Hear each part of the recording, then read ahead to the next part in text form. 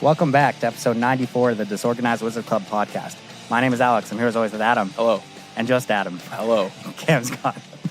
And we're a group of Ottawa-based players that play just about anything and everything we can qualify for. Talk about decks, tournament stories, just about anything to help you and ourselves get better at Magic. Oh, yeah. Yeah. Cam's gone. Just me and you today. Yeah. So much more space. The duo cast. Yeah, it feels empty kind of in the room, in the old studio because, we're missing one, And then last week we had 4 people in here. Yeah. So it was really crammed in. Just polar opposites. Yeah. Yeah, Cam's off at a family reunion and then... Yeah, reconnecting with his roots. Yeah. Back in the motherland. Yeah. And then I believe he's at a music festival this weekend. Yeah. Gonna be having a time. A little guffer. Skipping out on the cast, though. Yeah, skipping out on the cast. It's always, it's a bummer, Cat also, been pretty pissed that he's been gone. So he's just harassing me all the time. It's kind of nice. Tried to kill you the other day, didn't he? Yeah, I almost twisted my knee pretty bad on the stairs because I was taking up a laundry basket and he came darting out of nowhere trying to kill me. It's classic Cat behavior. Yeah. So, tons to talk about, though, even though it's the duo cast, the twin cast. We had a Pro Tour 25 this past weekend. It was wild. Exciting stuff. Yeah. Okay. So first things first, in tradition of DWC, usually we dunk on coverage pretty hard. Yep. And I was quite concerned in the opening moments of the Pro Tour because I was like, wait, why do they keep pausing the matches? And, and then I realized this is actually really good for coverage. It's going to buy enough time to fill space because they only have the one, match, 2 teams in the coverage area as opposed to 4 different feature matches going on. It's just the one team. Yeah. But they sort of paused matches and so you could watch a bunch of different formats. I thought it was actually really well done. At first I thought it was going to be a train wreck. Yeah. I mean, it started off pretty rough and, like we normally do every Pro Tour, we just kind of gather in our group chat and just make fun of how bad coverage is for the first few hours of the Pro Tour collectively. Yeah. Oh, yeah. They figured it out, though. We definitely did that, but it... Well, because the first game was Shota just, omni-telling...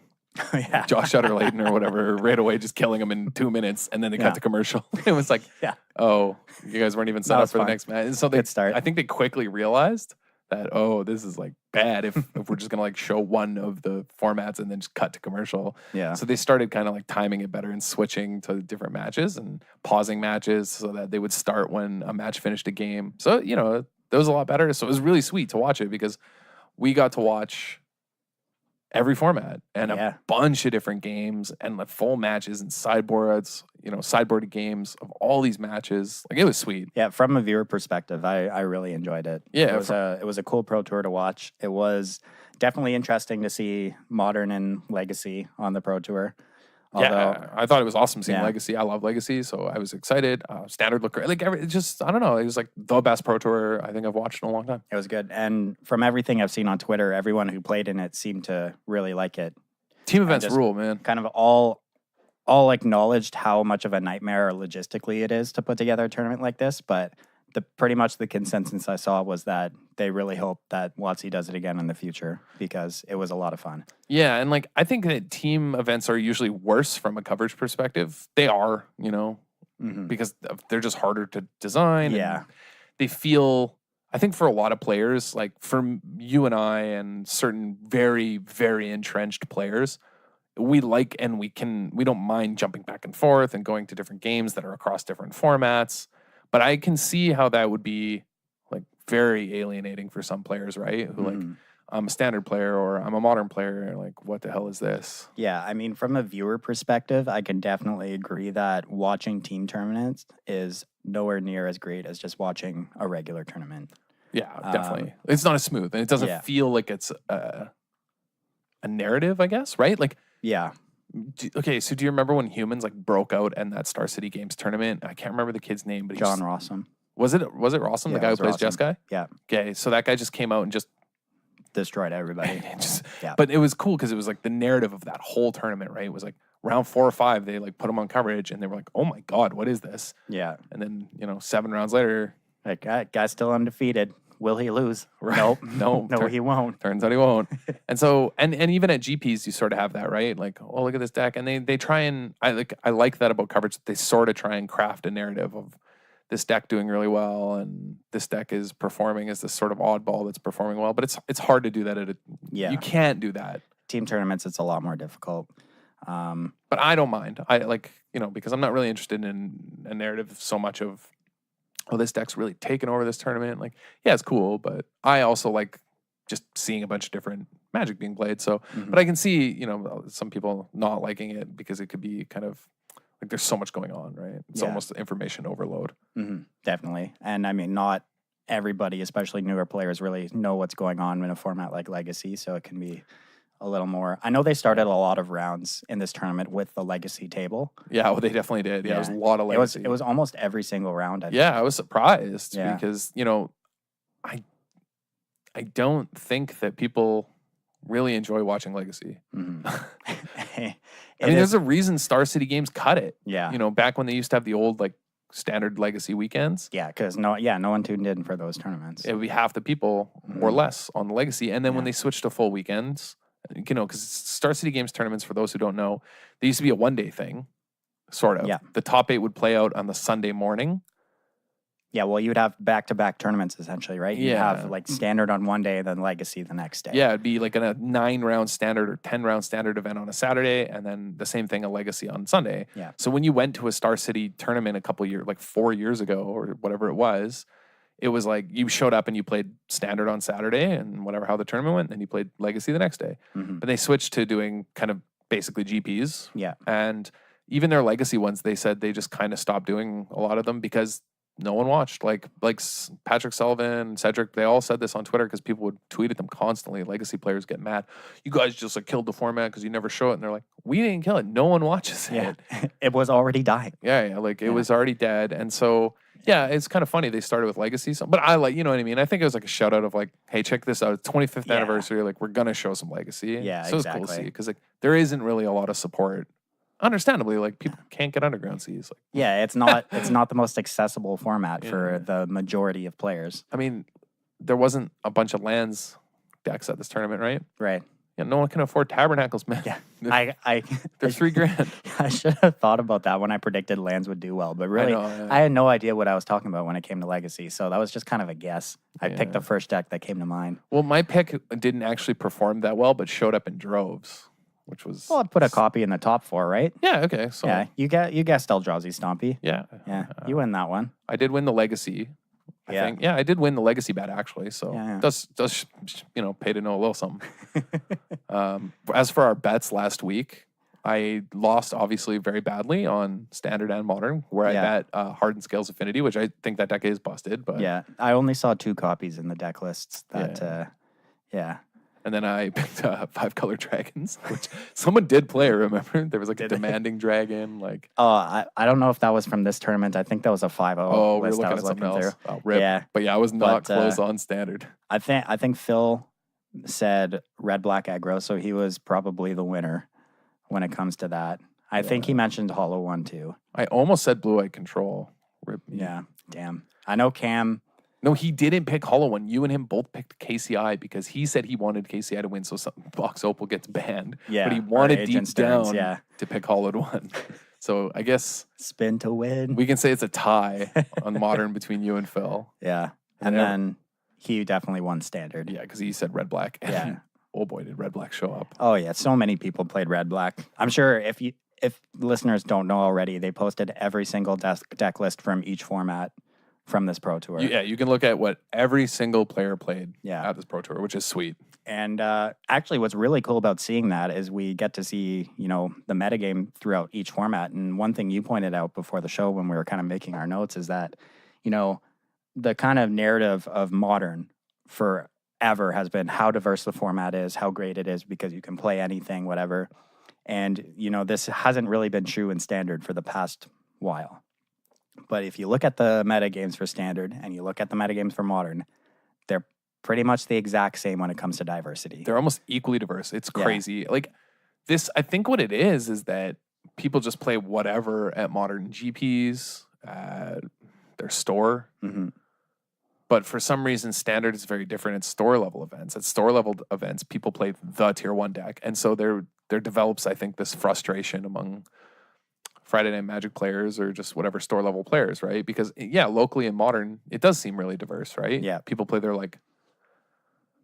I don't know, man. People play Ponza. You know what I mean? Like, I play Ponza. Yeah. Like, Yeah. you know, like it's trolly. Like it's a trolly deck. Like it's funny. Mhm. And people, you can win. You can for sure win with those, but they're not the best. They're to think that there aren't tier 1 decks in Modern is delusional. And I think Mhm. that this Pro Tour really showed that like, no, there is like, 7 or 8 tier 1 decks that will beat everything else. Yeah. Yeah, exactly. We Yeah. kind of looked at each format and, the decks that showed up in 5 or more copies, and the numbers from Standard to Modern looked pretty much identical. Yeah, a couple more in Modern. Obviously, it's a way older format, with an enormous card pool comparatively. But there's maybe like 10 or 11 major archetypes that have 5 or more copies played. Yeah. At this Pro Tour for Modern, and then Standard, there's like 8. It's Yeah. only two or so less major, and like in Standard, you know what I mean? Something that has been so derisively. It's been kind of rock, paper, scissors, or And people, well, it was really split the community in some ways of, people hated the format and it felt like it was kind of, there was no coverage for it. There weren't like standalone Standard tournaments. Well, like, look at this Pro Tour. Like, the diversity is insane right now. Yeah, really. I mean, you still have, like, Red Black Aggro was the highest played deck most at the played. tournament. Yeah, for sure. Lot I of mean, it's a copies, safe but- choice. Like, it's a tier Yeah. 1 deck. You know what I mean? But if you looked at Modern, same for Humans. Oh, yeah. Humans was, because Humans is, sort of the tier 1 deck. It's very good. It's aggressive. It's proactive. It's got good sideboard options. Yeah, I was not shocked to see the amount of players that played Humans, and I was shocked to see certain players play decks like Storm, which we saw in the first few rounds of coverage. Finkel played it. Huey played it. I don't understand the thought process. Understand. I mean, yeah, dude, yeah, go. Two of the greatest players in the world, I get it, but you're going into a Pro Tour where I think everyone was on the same page except for them when it came to Humans is going to be the most played deck. It's one of the most popular decks in Moderns. It's great against a lot of things.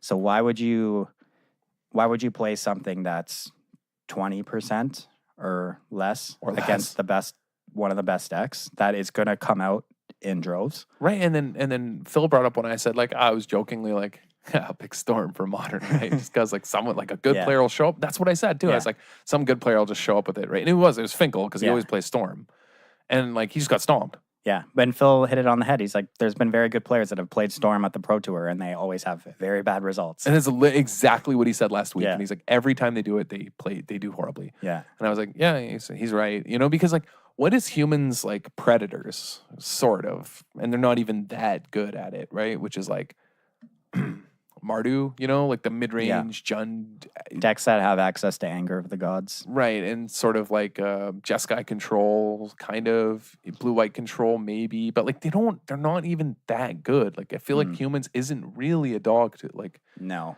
it can Jeskai control. A lot of people. There's actually been a lot of discussion of whether Jeskai has a good Humans matchup or not. Yeah, it's like a huge debate, on Star City on the article series right now. And I mean, while you would think Jeskai does have a good matchup, it's still like happens relatively frequently that Humans can beat that matchup. It is nowhere near a 70-30 matchup. Yeah, not even close. And there was games on coverage where blue white was squeaking close games, in Modern against Humans. Like the control matchup stuff was like a difficult. I think, at first you want to say, oh well, Mardu Pyromancer is a good matchup with Fatal Push, Bolt, Anger, but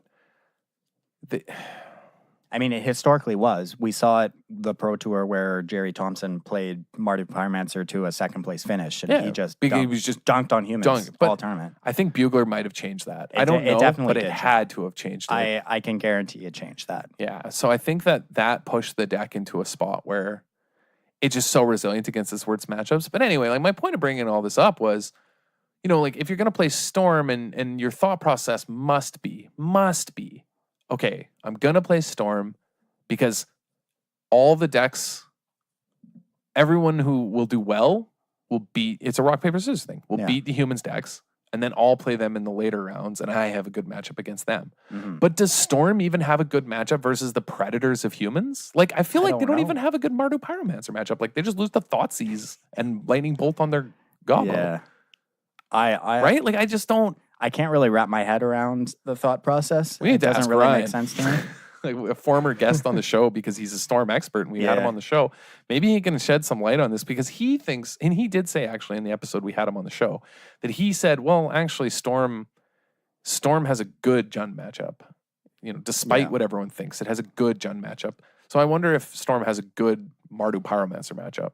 Because I think he would say they're similar decks and that Thoughtseize into Goyf isn't enough, and just like Thoughtseize into Pyromancer is worse, and it's not going to be enough. So I think Ryan would say that, okay, well, Storm is maybe a predator of that. Maybe they must have just misread how powerful Humans was. You know what I mean? That's the only reason you play Storm. Who knows, man? I'm just trying to rationalize why Finkel, scoreboard, I guess, right? Why Finkel and Huey would play Storm. It doesn't make sense to me. And I think, like, if you're gonna rationalize it, I think it has to be that they thought Humans was worse than it is. Like they didn't realize just how good it is now with Bugler. Yeah, maybe. Who knows? Maybe, do you want to keep talking about Modern, or you want to talk? Yeah, I'm down to keep talking about Modern. Because like, man, there's some other busted decks in Modern. Oh boy. Well, I mean, Hollow One won this tournament. Spin to win. That deck, great. That deck's nuts. The deck's good. It can. It just lines up really well in the format. Like the fact that it can play a turn 2 pretty consistently 4/4 that has a converted mana cost of 5 and doesn't die to Fatal Push or Bolt. It's just, you know what I mean? Like it's huge. It has degenerate starts. You're doing something unfair. I mean, sometimes you lose, but I think it's maybe a bit of a safer choice when you're playing in a team tournament that the times you spin and you lose, that you still have your teammates that can bail you out. And then when you win, you just crush. Yeah. Yeah, I mean... And you probably have a lot of very polarizing matchups with that deck, so... you definitely do. Watching more games on coverage, man, it's a lot more resilient than you think, though. You know what I mean? Like, it can go late. Like, the Call Against Commands, the Gurmag Anglers, old big angles. Like, that card, man. Yeah. That card is it the... I'm trying to think, like... Never mind. I was going to say, is it the best common creature? But then I realized Delver of Secrets is also common. Yeah. But is it bad? Because in Modern, it's seems play in both Legacy and Modern. Delver's basically dead in Modern. Yeah, you don't really see anyone sleeve up Delver of Secrets in Modern. What am I missing? A common creature? Yeah, common rarity creature. Best common creature ever. It's got to be big angles, man. He's just so big. Might be right. He's just so big. He's one big boy. He's just a thick boy. Yeah, I don't know. You might be right. I don't know. If we're talking... I still have some foils. I traded some people when I was back in that. I mean, if we're talking across every format, so Legacy, Modern, Standard, although we didn't see angles in Standard too much. Well, because Tassiger was in Standard, right? Yeah, like Tassiger just better in Standard. Yeah, but in Legacy and Modern, it's better to just play a 5/5. Yeah, you're not activating a Tassiger ever. 4 mana, that's ridiculous. But like, even in Standard, I think if Tassiger wasn't printed, it would have saw play. Oh yeah, for sure, 100%. It's still. I feel like I saw a few copies of it floating around. I feel like I did too, but I can't say for sure. No. Also, it's a Pauper All-Star. Like it's holy. It has to be the best common creature. I mean, so is Delver. So man, can we gotta get listeners to vote on that. We should create a poll. I don't know. Delver, there's probably something old that we're not thinking of. I know, right? Like I don't know. Was Birds of Paradise ever printed at common? Because that's no, never mind. No. That's always been a rare. Yeah, since the beginning. Since the beginning of time. What? Is there a better common creature? Because I'm not gonna say common because it's like obviously Brainstorm. Yeah. Right? Like I don't know. It might be. Consultation. It might be. Yeah, man, big angles. Anyway. Someone's probably just yelling at their headphones right now. You idiot, you're not thinking of this. Yeah, it's just something so obvious and I have no idea. I just look like complete morons. Yeah. But Hollow One the winning team was playing like Hollow One, Death and Taxes. Yep. And Blue-White Control. Blue-White, obviously, it's Greg Orange. Yeah, guy's good at control decks. He only plays control. Every Pro Tour he's top 8'd or top 4'd in this case. Yeah. It's been when a control deck was good. You know, his Sphinx's Revelation days, I believe he top 8'd or top 16. Man. Yeah, he just, it's just a control player. I'm wearing a Hot Sauce Games t-shirt right now in honor of the Team Hot Sauce win. It's actually hilarious. You think about when control decks were good back when they had Sphinx's Revelation, Supreme Verdict, and now they have Teferi. That's it. I mean, Teferi is... That's all That's all you need. That card was showing up in all formats. Card's busted.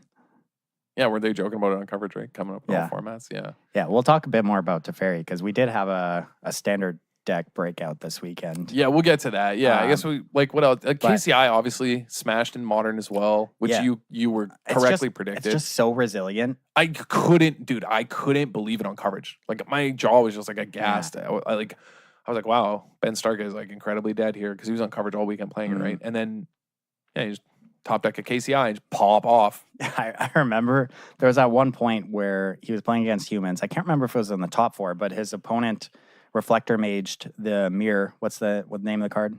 Mirror Retriever. Mirror Retriever back to Stark's hand. So Stark had to try and combo off without being able to cast a Mirror Retriever.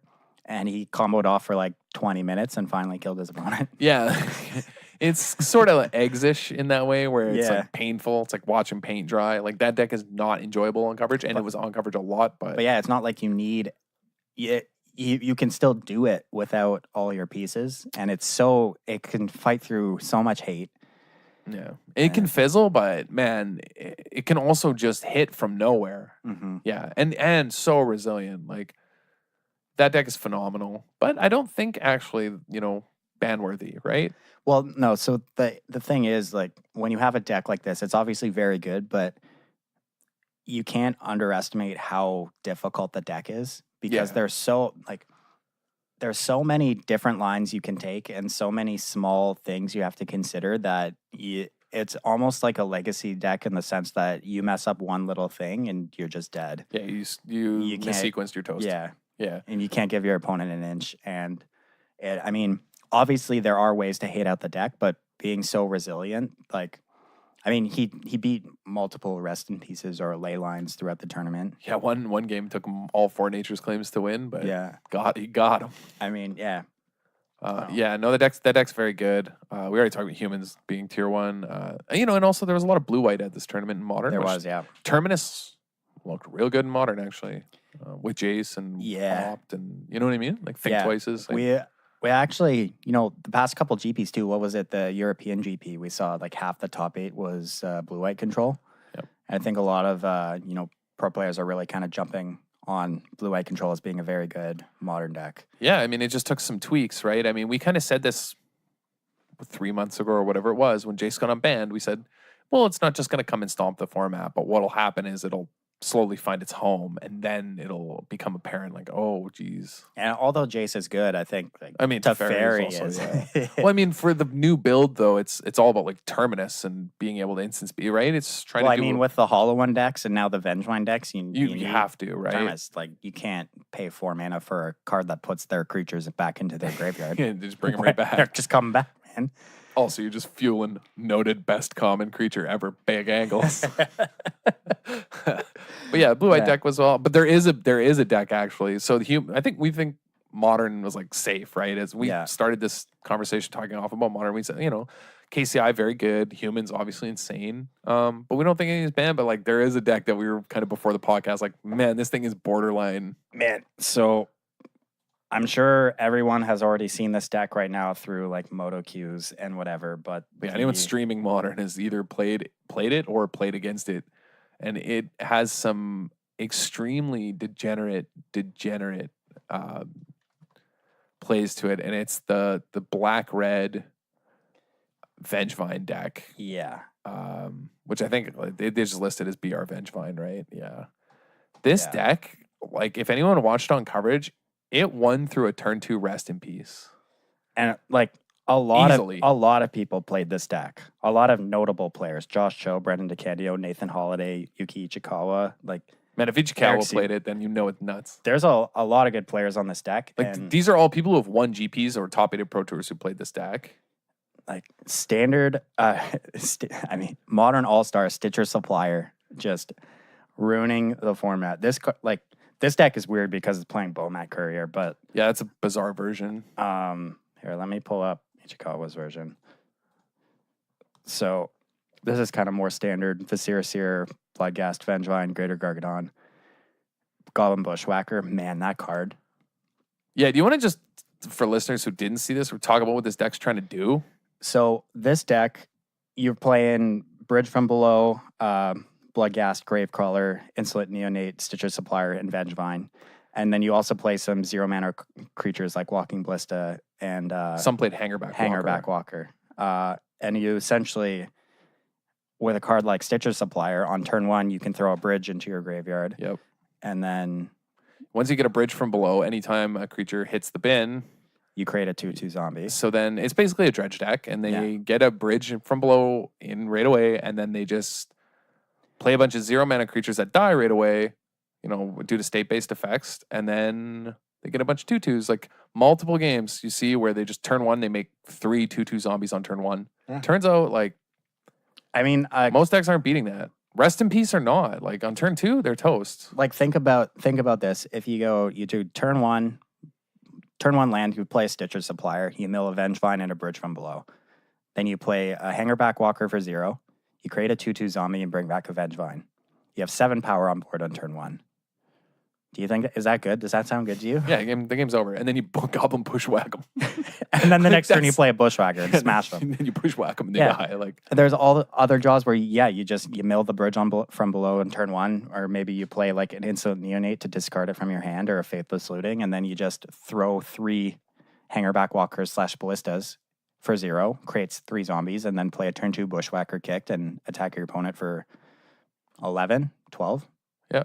Like, is attacking for 11 damage on turn 2 good? Yeah, and then you have Bloodghasts and Gravecrawlers to finish the job. Really a Ballista if you want to finish the job later with it. Like, the game, you know what I mean? Like, you only have to deal another 4 to 6 points usually. It's modern. People shock themselves. Like, people are under so much pressure that they're going to have to fetch shock to have a functional draw.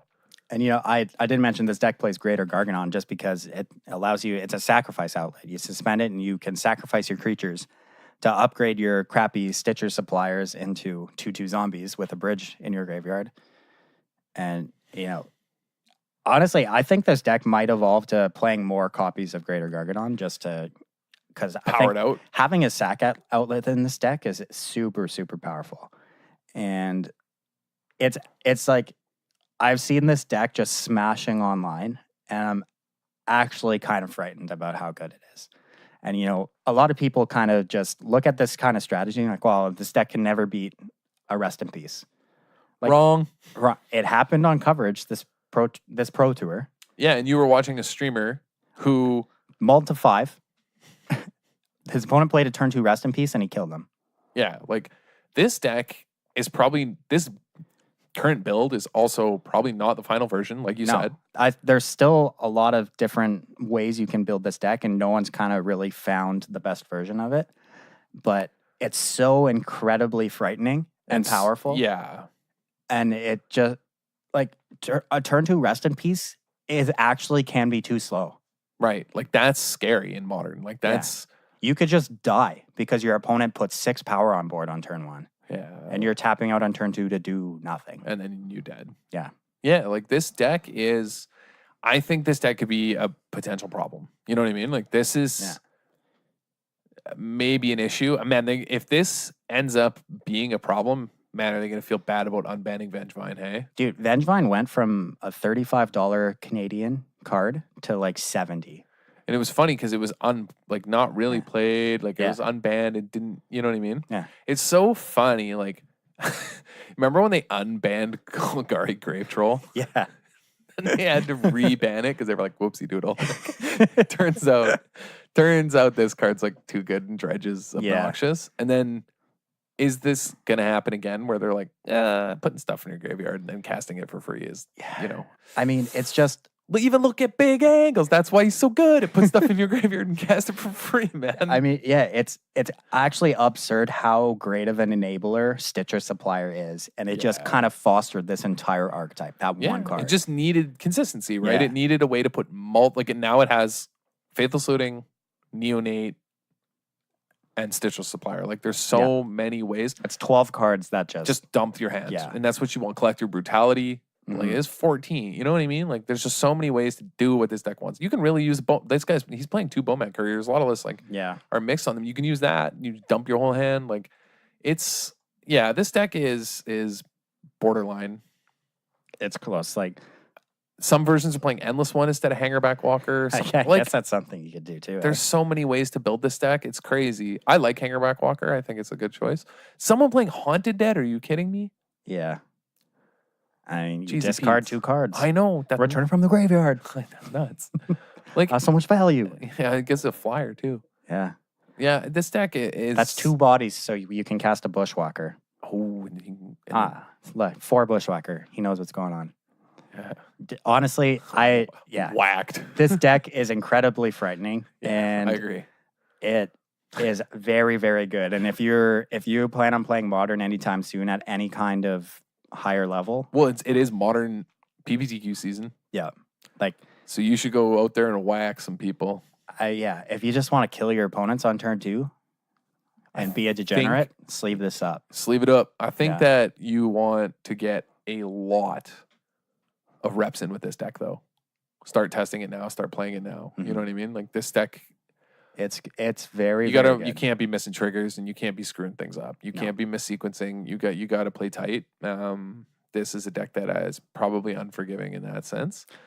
Possibly. But is I don't know for sure, but yeah, this deck looked demented on camera, man. Like it was ridiculous. Even the games where it was quote unquote non-functional, it still won some of those late. You know what I mean? No. And like if you're playing a format like Modern, I think we're all kind of at the point now where we realize that you can't try and play fair, play something like a dumb mid-range deck.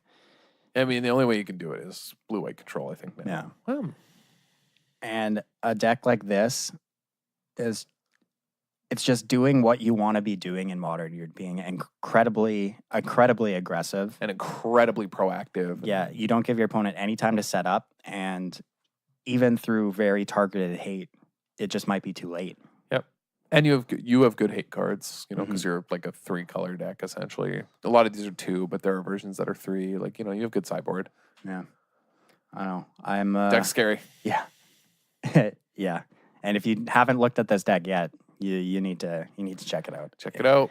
Yeah, so that's Modern, which was pretty cool at the Pro Tour. I think, so I also think like Modern looks better and is more interesting when the meta game only has like 10 or 11 sort of core archetypes. Modern isn't enjoyable going to a tournament where you can play against Ponza. You know what I mean? This was sweeter because it was like a cool matchups and kind of you got to see how archetypes played out against each other. It wasn't just like, this guy's playing elves versus Bant Spirits. You know what I mean? Like, yeah. Although Bant Spirits just for some reason a bunch of people played it. I don't. Yeah.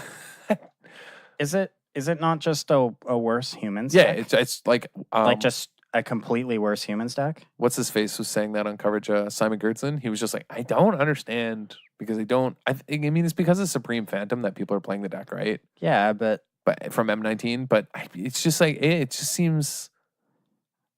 What does this deck do better than humans?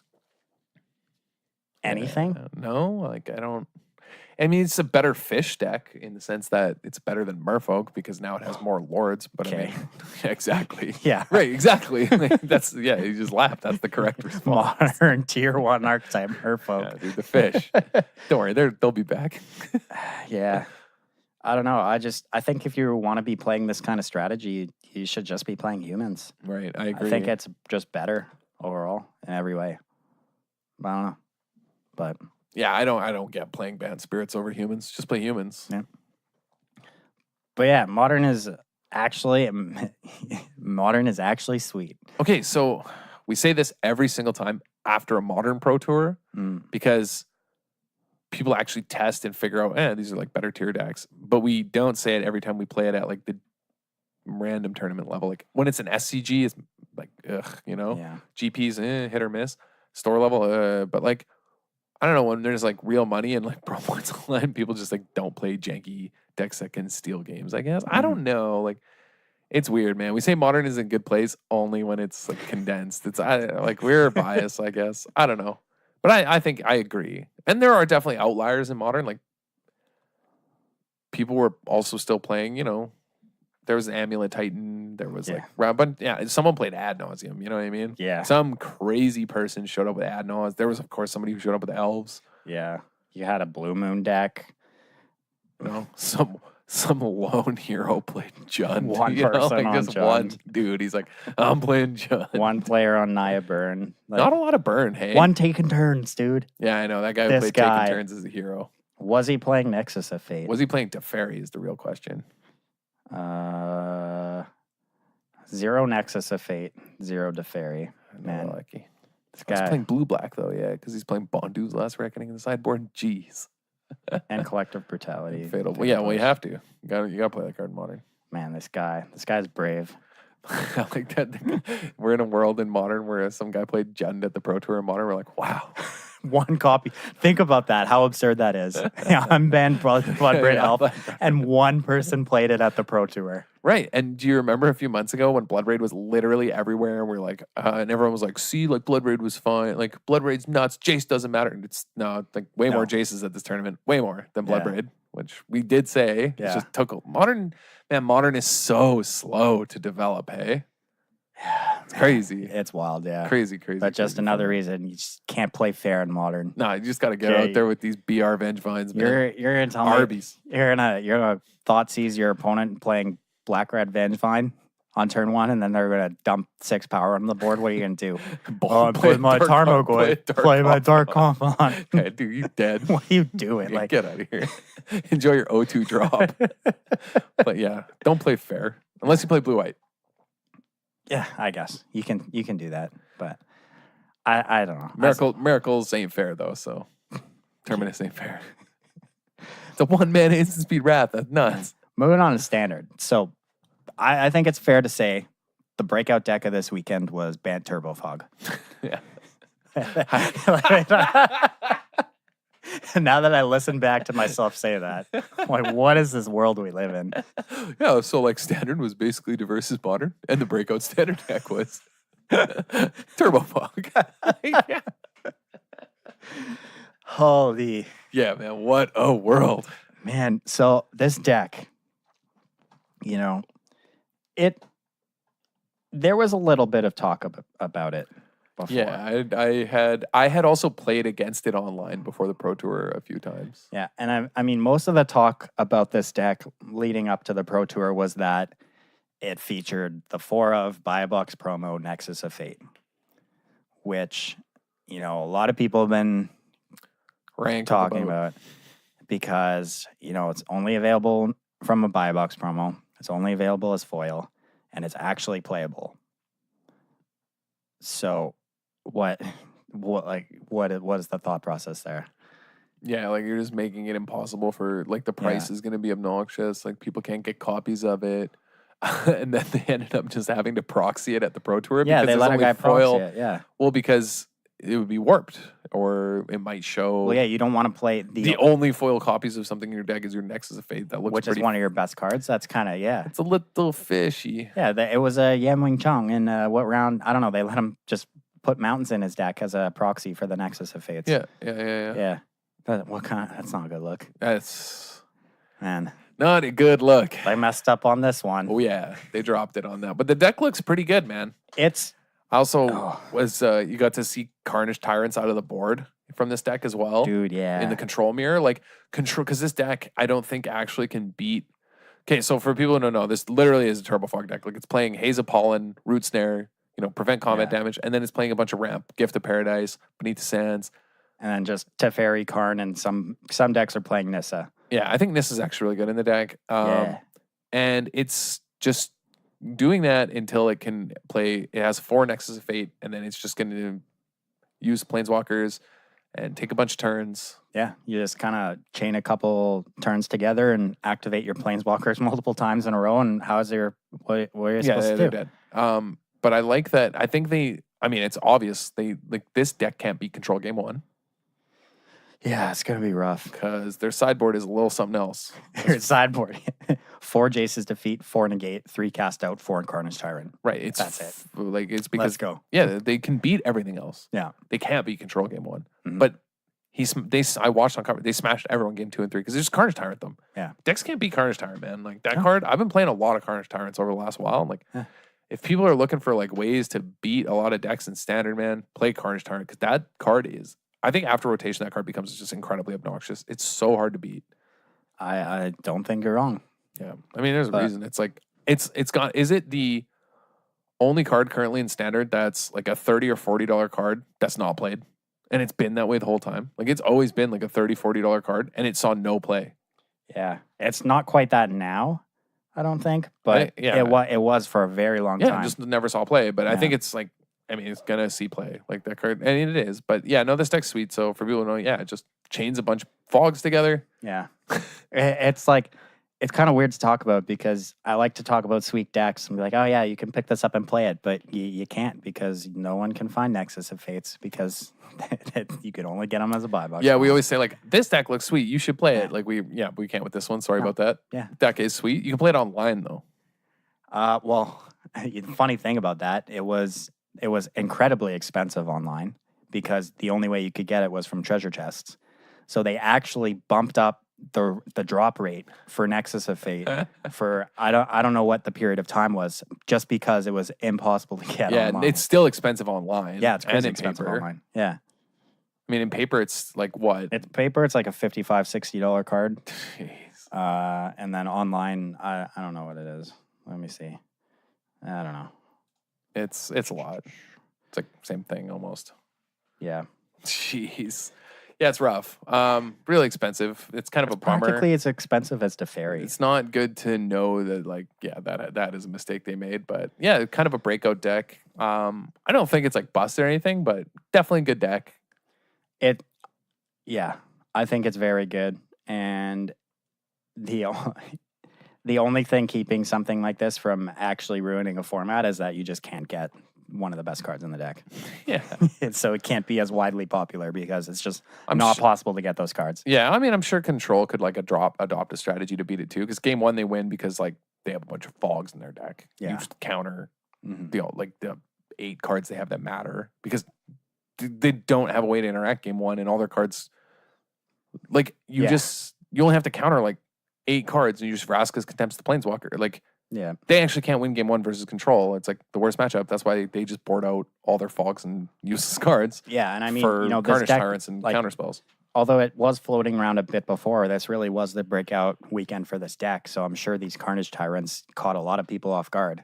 Oh yeah, which of is, course. Yeah. you know- You wouldn't really ever play around it. You just think they board in a bunch of counter magic, right? And then you get old Carney Teed. Yeah. Yeah, so sweet deck, but a Rip you. lot of complaints online that I've been seeing so far. Yeah, good. It's Yeah. a horrible mistake on their behalf. Yeah, I mean, if you're gonna do so, let's just a little sidebar on this for a little bit. So, if you're gonna make something like Nexus of Fate as a buy box promo, why not? So, buy box promos used to be actual cards in the set. But they were like special like foil versions or whatever. Yeah, but I think that the reason they switched to this was because these promos weren't helping boxes sell, and they wanted to do cards that were only available to get through buying a box, which theoretically will help buy boxes. But you set yourself in a little trap here because then, if you make a card that's actually playable and actually good, see Nexus of Fate, then you have this availability issue and no one can get it. Yeah, So- that just shouldn't be an issue for Yeah. standard. And so why wouldn't you just select promos for your buy box that are in the actual set that are actually good cards? Yeah, I mean, the problem I think they had in this the same sort of F&M problem is they don't know what cards will be good. But So how here's do you an alternative. not know? Put in old cards that are played. Make the buy box promo a foil ponder. I mean, you could do something like that too.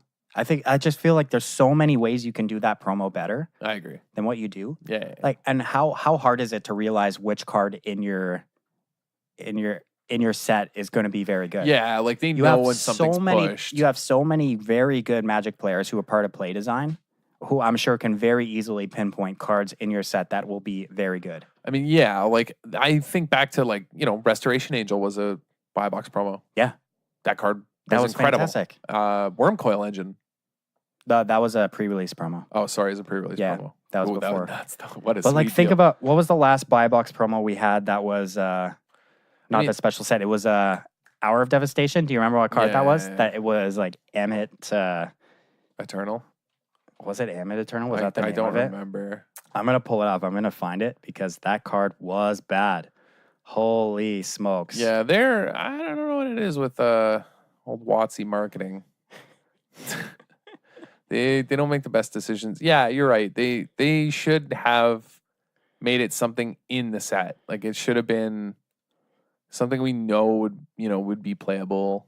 There's lots of options It for was that. Wildfire Eternal. Oh, 4 mana, yeah. 1/4, That afflict card is 4. so bad. When it attacks and isn't blocked, you can cast an instant or sorcery from your hand without paying its mana cost. Holy Christ, that card is so bad. In what world do you That think card isn't making even that... playable in limited. Do you remember in limited, it would be like last pick? That card's unplayable. People just wouldn't block. They're not going to afflict 4 on a 1/4. Yeah, I'll take 1. What you do? Cast your 1 mana shock? It's like, that card was so bad. What were they thinking? Why not make it like Earthshaker Kenra? Yeah. A card that was obviously going to see play. Champion of Wits. Yeah. Champion is like a card that was for sure going to see play, but wouldn't be, Wouldn't be broken. wouldn't be broken. Yeah. But I mean, It's a safe bet. it's play like I'm sure Commander players play that card. That right? card rules, man. That card's really good. I And don't you know. so obvious it would see play. Yeah, I just like I don't. Is it? Could you not put like a like staple mythic of the set as a buy box promo? Is that just not something you could do? Yeah, I mean you're buying a box, right? Why not? You'd like. Give the people who buy a box, just give them the bolus. You know what I mean? I'm sure that would have helped sell the set more than Wildfire Eternal. If bolus was I would consider buying one instead of pre-ordering them at $30 or whatever. I would just be like, yeah, I'll buy a box and roll the dice. Yeah, there's just. It seems like there's very easy solutions to this promo issue, and it blows my mind as how they can't see it. They would mess this one up, and it seems so obvious. Okay, so also red black, obviously the standard had the sort of normal players show up. Yeah, I mean red black put 2 copies in the top 4. Yep, surprise, surprise. Phil was right that it was do very well. I mean, it was the most played deck, but I mean, I think we all kind of expected that. Yeah, Stompy showed up. There was Esper Control. Some people played blue white. Grixis mid range. Like almost what's been happening over the last month showed up. Like standard is it's surprisingly diverse. Someone showed up with green white cats. Shout out to that guy. Like the one-ups, if you scroll through, are like actually so funny. Like only one guy played Winding Constrictor. Yeah, that's surprising. I think that deck's actually still quite good.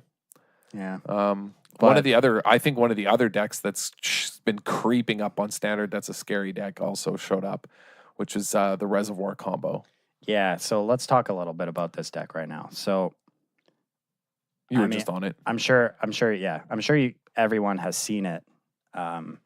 It's basically mono blue Storm and standard. Yeah, it's playing Psy, Master Orthopterist. Paradoxical outcome, and you bounce a bunch of cheap artifacts, like Renegade Maps, Mox Ambers. Yeah, Puzzle Knots. Prophetic Prism. Yeah. Yeah, and they play Inspiring Sanctuary. Yeah. And Karn sometimes main. They should play the main.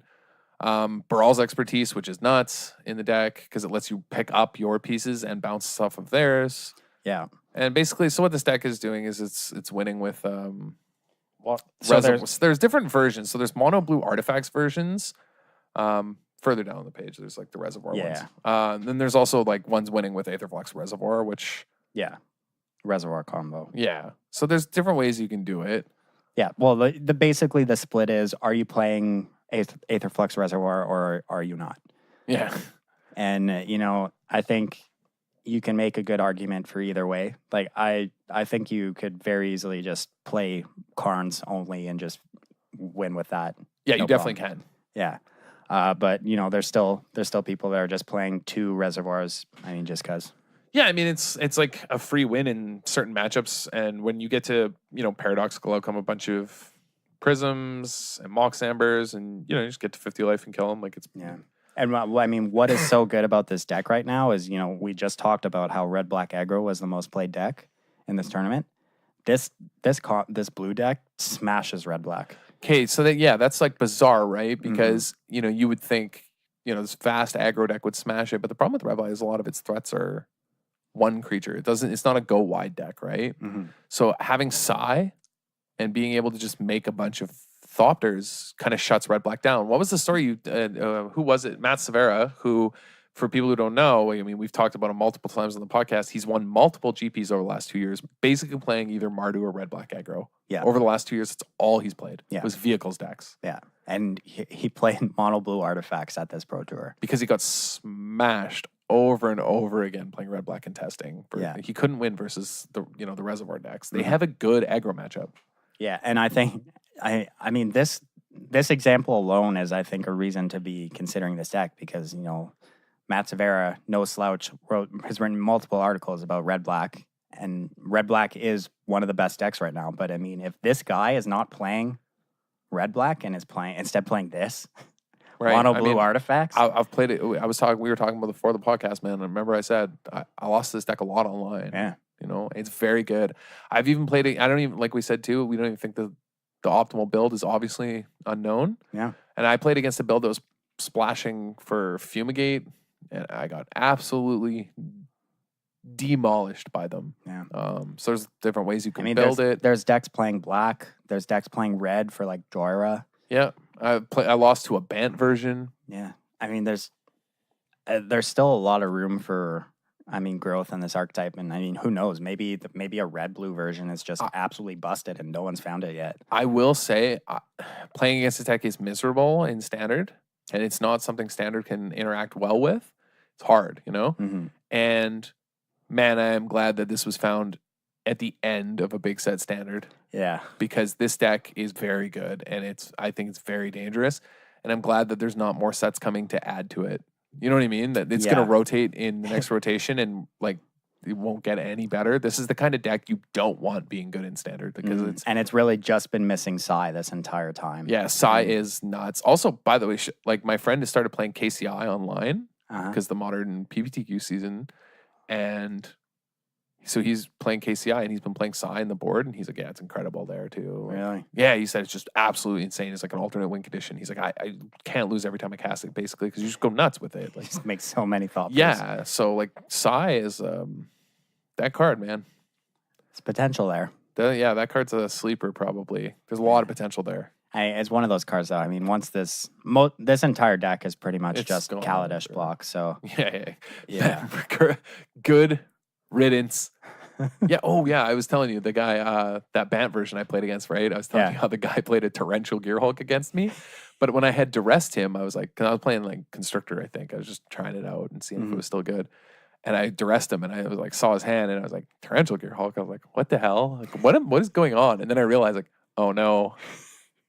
Oh no. And then a few turns later, he played Torrential Gearhulk targeting Paradoxical Outcome, and I was like, yeah, brother. He just bounces his Torrential Gearhulk and picks up all his stuff. And I'm like, huh. Yeah, that makes sense. Oh, no. It was just a one copy in his deck. And I was like, wow, I am incredibly dead. Did he get a Thopter too when he cast the Torrential Gearhulk? Yep. Oh, that seems pretty good. Yeah. Oh, dude. I got stomped. Like it was my Bant version of his deck. And I was like, man, I'm going to kick this guy's teeth in, like playing some janky brew of like the side deck, like ha ha ha, and then he just like dummied me. Like I lost O2, like I lost very easily, very badly, and I actually just closed. I just like closed the window and like walked away from my computer after, because I was playing online. That's enough for that day. Yeah, I was like, I'm done. I was like, this game's stupid. Yeah, he ranched me. Holy. So like, yeah, Standard is wild, man. Like there's a combo deck in it. There's control decks. There's multiple mid-range decks, green stompy decks, mono red, obviously. Like I mean, Standard's. It's not really much to say. Like it's apart from these sort of the Turbo Fog deck and the Mono Blue Storm or other variants of the Paradoxical Outcome decks. Standard in a very great place right now. Yeah, support your local Standard events. Yeah. Speaking of local Standard events, oh nice, we got one this weekend. The Wizards Tower here in Ottawa. Yeah, it's an open qualifier. Standard. And if you're down for playing Modern. Next weekend, they have a PPTQ there as well. Yeah, Saturday, August 18th, PPTQ, Modern. Yeah. Wizards Tower, great sponsor to this show. Yeah. Check out their website, wizardtower.com. For all your Magic single needs. Free shipping on singles in Canada. Oh, yeah. Great store, great sponsor of this podcast. That's right.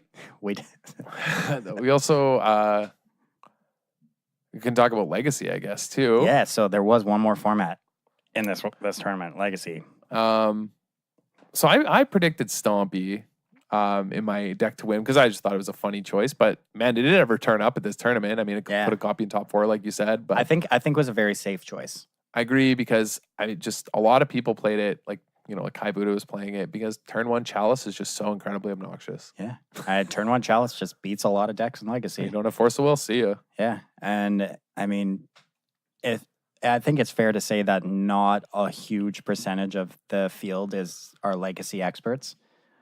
And if you're just playing a Chalice Eldrazi deck, I think you get free wins. It's a safe choice. It's you a get safe free wins. Yeah, definitely a safe free win deck. It's resilient. It's really powerful. It closes games quickly. Like it makes it. I don't think people realize like how big Endless One gets in that deck. Like how big and how fast. Like the deck's very, very good. Yeah. One of the breakout decks from this tournament for Legacy though was Blue Black Shadow. mean, people had played it before, but it was. We saw it at the team event, the SCG. But it top 4'd this Pro Tour. Yeah. So Blue Black Shadow. A real contender in Legacy, apparently. Yeah, I mean, it looked awesome. Reanimate looked awesome because there was a bunch of people playing Black Red Reanimator at this Pro Tour. Yeah. Having Reanimate in your Blue Black Shadow deck is hilarious because like, they bin Grizzlebrand on turn 1 and you're like, okay, Reanimate it. Because they're playing Red Black. And you're at 13. They don't have Force. Yeah, and you're at 13. So you're like, sweet, my Shadow is going to be awesome when I fetch. Like, then you can pay 7 again. You just pay 7. Your Shadow is just huge and then you just die next turn.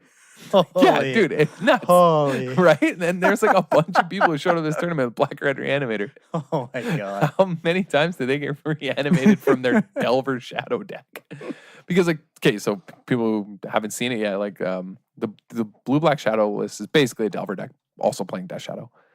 But like, yeah, they have some spicy numbers in there, like reanimate the 1 mana, return a creature from graveyard because, you lose life.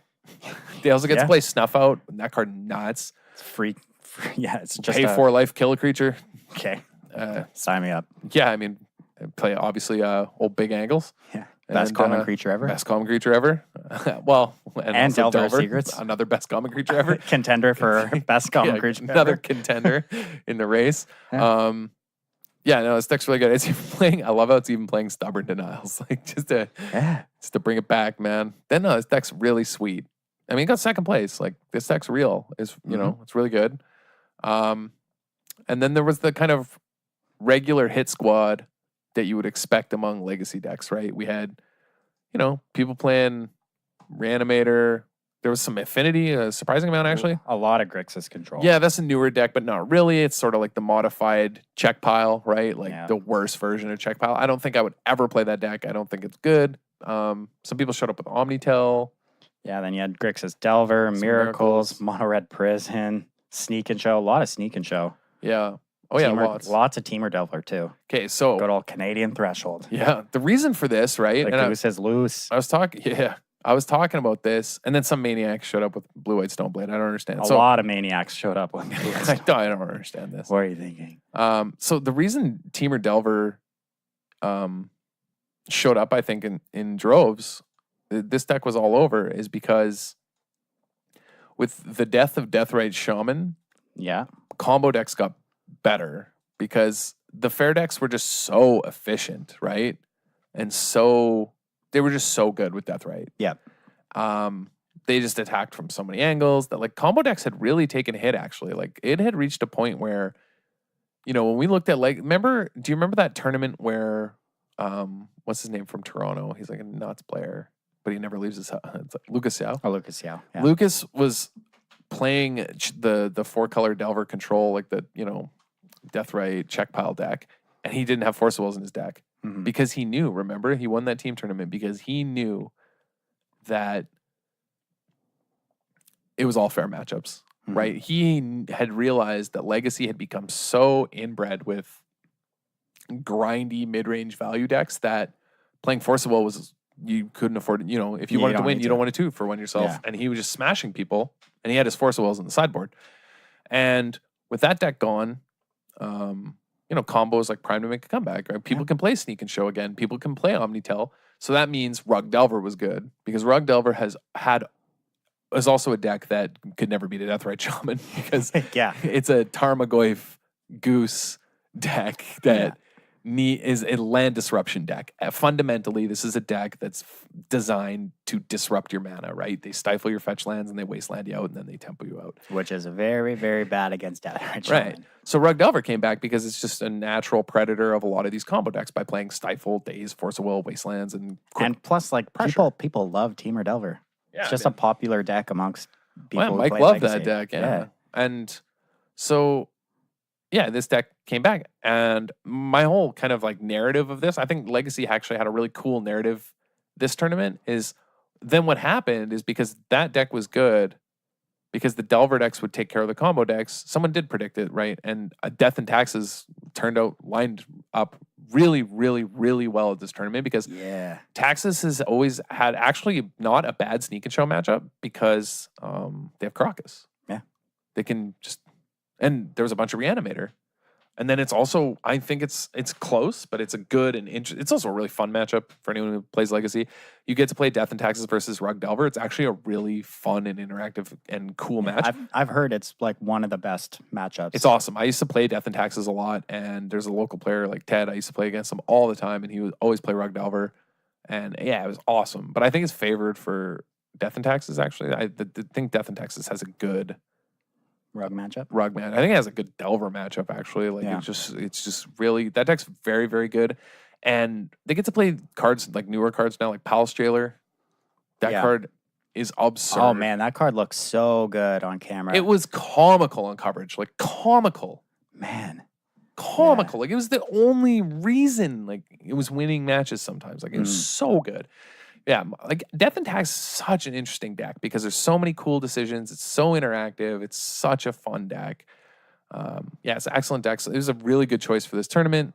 And apparently Blue Black Shadow was too. I mean, he came prepared for Death and Taxes with 3 Dread of Night in his sideboard. So the crazy part about Shadow is like I think when you first think about it, right, it's like it has to have Death Tax has got to be one of its worst matchups game 1. Yeah. Because Swords to Plowshares just literally ruins their whole day. Like, oh, you have a Shadow and a Gurmag Angler, and Swords to Plowshares your Angler, and you gain 5 life, and then your Shadow dies because of it. Like, it's just awful for you. But Josh Shadow-Layton is no slouch.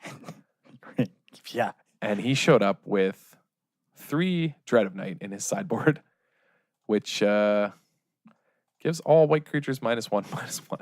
Yeah, it's just an enchantment. It just like shuts off half for 1 the black. Death and Taxes deck. Can never cast a Thalia, can never cast a Mother of Runes, can never cast a Flicker Wisp. You still keep in Flicker Wisp, probably. Yeah, but I mean, but like you have to board out like a lot of other X1s. It's never attacking you. Yeah, no, but it still does other important stuff with Stoneforge. Yeah, of course, I think game 1 it's like an awful matchup for them. But post board, man, he came prepared, like really prepared. Like Liliana, the Last Hopes. Holy. They looked incredible in Legacy. Yeah. Incredible. Yeah. And I think this deck has to have a really good Delver matchup, right? I agree with that. I think it must just smash Delver. Yeah. You're like, especially something like Teamer, your opponent plays a Goose or a Tarmogoyf and you play an 8/8. Yeah. Oh, yeah. Okay. For 1 mana. Yeah. Oh, yeah. No, I think it does. I think it has a good Delver matchup because it can close faster. Yeah. Yeah. I think so I've been wondering about this the whole time, and this is just because I have no idea what's going on in Legacy, but what is Throne of Geth in the sideboard for? I never even seen that card. Was it you? 2 mana. Tap it, sacrifice an artifact, proliferate. The proliferate one? Yeah. What is it doing? What is that card for? I actually have no idea. I don't understand it. Is it there for trolling? Maybe. I just don't know. What is it proliferating? I don't know.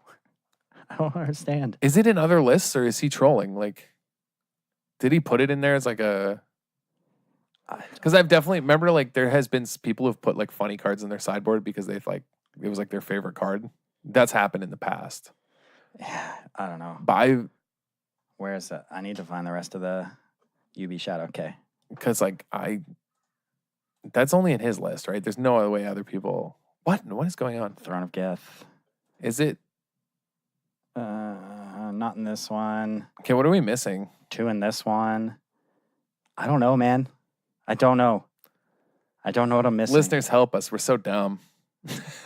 We're so dumb and clueless. I don't know. This deck's new, so I'm not sure. And I don't play Legacy Online, so yeah, I'm not sure. But in any case, Legacy was like also probably equally as diverse to Modern and Standard. Like it was probably the coolest part of this Pro Tour was, like we said, that there's a diversity amongst almost all formats. It was cool to see all these different formats, a bunch of like high, tier 1, tier 2 decks, piloted by both like experts of their field, because there was like, legacy experts playing, but also just pro players. Like, yeah, it was great. It was cool. It's a lot going forward. I really like that they posted every deck list. Like if people, that was awesome. you can go to a bunch of websites and they have like every single deck list posted. So if anyone's interested, like you can just scroll through and look at all these deck lists. And like the only downside is we don't have exactly what their individual records were. But I mean, still, like it's cool to see the metagame breakdown. I kind of like not having the, we get to. It's sweet. It's a lot of cool information. Big fan. Yeah. Yeah, definitely. I mean, before we wrap this up, right? I don't know how much time we have. We're about 66 minutes. I can touch briefly. So I played in Pro Tour Wizards Tower this past weekend. The old Tower Open. I played Mono Green Tron. Oh, not surprising. It's funny. I started off the tournament on the draw against Affinity, and they killed me on turn 3.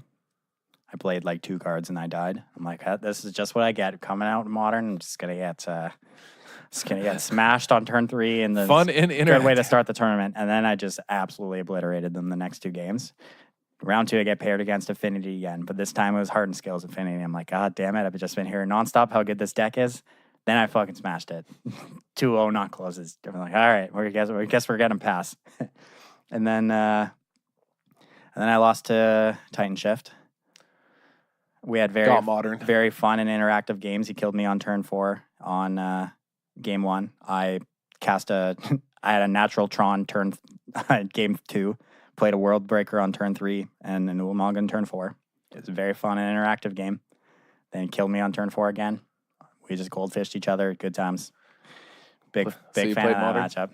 You ended up top 8ing, right? Yeah. Then I went undefeated in draft. I drafted the most absurd blue-white deck in M19 that it was crazy. Like the deck was so unbelievably good. I have no idea what was going on in my draft table. I drafted blue-white. My person to my right was playing black-white. Person on my left was drafting black-blue, and I still got the most absurd deck. Really? What do you like? Why was it so busted?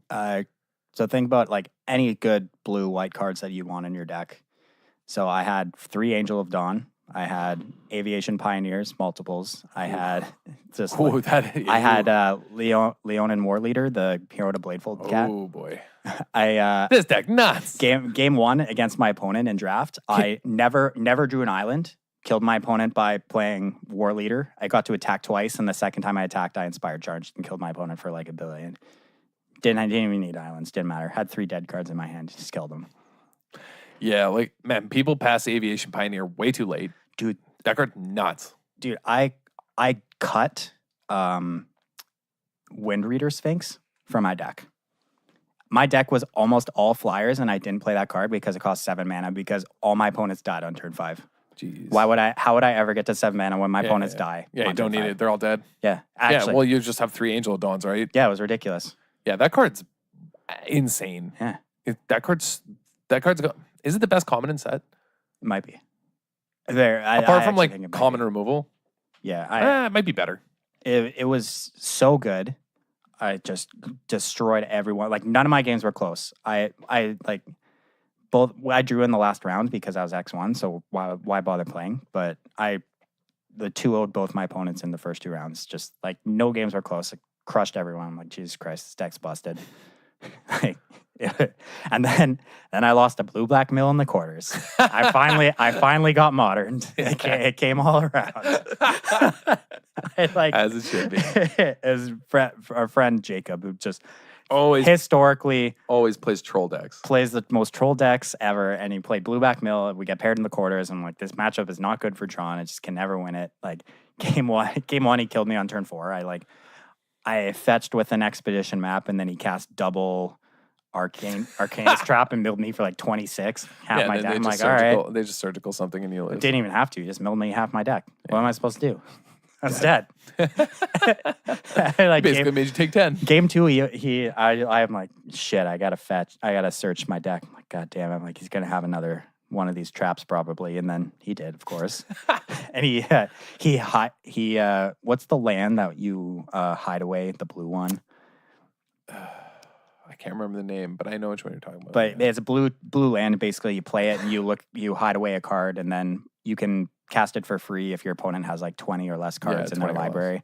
And yeah, he got one of those traps off it. So like, I very quickly got to less than 20 cards and killed me on turn 4 again. Nice. Yeah, like it was fun. Right on. I wasn't even mad. I'm like, this is sweet. I've never lost a mill before. It's good times. Shout out to him. Yeah. Shout outs to Jacob. Yeah, it was great. So always playing troll decks. Yeah, I mean, modern was modern. Yeah. I mean, I had a fun time. Pro Tour Wizards Tower. The Wizards Tower Open is such a fun tournament. You get to play multiple formats. And, it was the first time they ever did modern. And there was a lot of players. It was like almost 50 players. Yeah, no, it's sweet. It's always really fun. It's a sweet tournament. And the prizing is awesome. Yeah, no, it's awesome. It's great. Yeah, big fan. Yep. Shout out to them. But anyway, thank you all for joining the club this week. Make sure, as always, you check out wizardtower.com for all your Magic single needs. If you want to get in contact with us, you can find us on Facebook or Twitter. The Disorganized Wizard Club Podcast on Facebook, at DWC Podcast 1 on Twitter. Shoot us a message. Shoot us a follow. We love hearing from people. If there's anything you want us to talk about on the show or any questions you want to ask, just shoot us a message. If you want to tell us why these Throne of Geths are in the sideboard of Blueback Shadow, please do. Yeah, I have no idea, and I want to know. We had to try and figure it out on the fly, though, in our defense. And again, however you listen to this podcast, whether it's on Podbean, iTunes, podcast app, leave us a review, rate the podcast, share it with your friends. Everything helps keeping this podcast grow. Bring it to New Year's. Yeah, thanks for listening. I'll catch y'all next week.